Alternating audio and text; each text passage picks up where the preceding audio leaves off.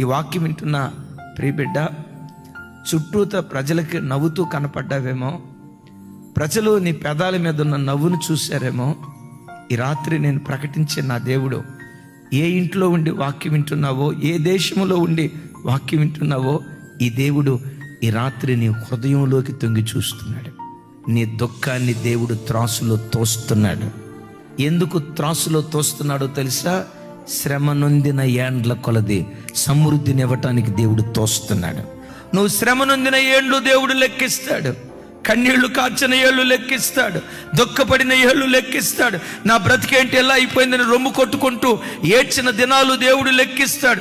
నేల మీద నువ్వు కాచిన కన్నీటి చుక్కలు దేవుడు లెక్కిస్తాడు. మరి విశేషంగా ఎంత శ్రమను, ఎంత దుఃఖాన్ని అనుభవించావో నీ దుఃఖమంతా దేవుడు కొలుస్తాడు. నీ నిందను దేవుడు కొలుస్తాడు. ఎందుకో తెలుసా? నిందకు ప్రతిగా రెట్టింపు ఘనత ఇవ్వటానికి. రెట్టింపు ఘనత ఇవ్వాలంటే ముందు నువ్వు ఎంత నింద పొందావో దేవుడు కొలవాలి కదా.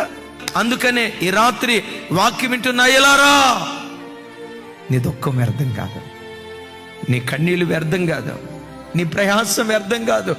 గుండెల్లో దుఃఖ సముద్రం పెళ్ళుబుకుతూ చుట్టూతో వాళ్ళు చూస్తే ఏమనుకుంటారోనని నోట్లో గొడ్డ అడ్డం పెట్టుకొని, నోట్లో బట్ట కుక్కుకొని కుమిలి కుమిలి ఏడుస్తున్నావేమో. శుభవార్త, నీ దుఃఖాన్ని త్రాసులో తోస్తున్నాడు.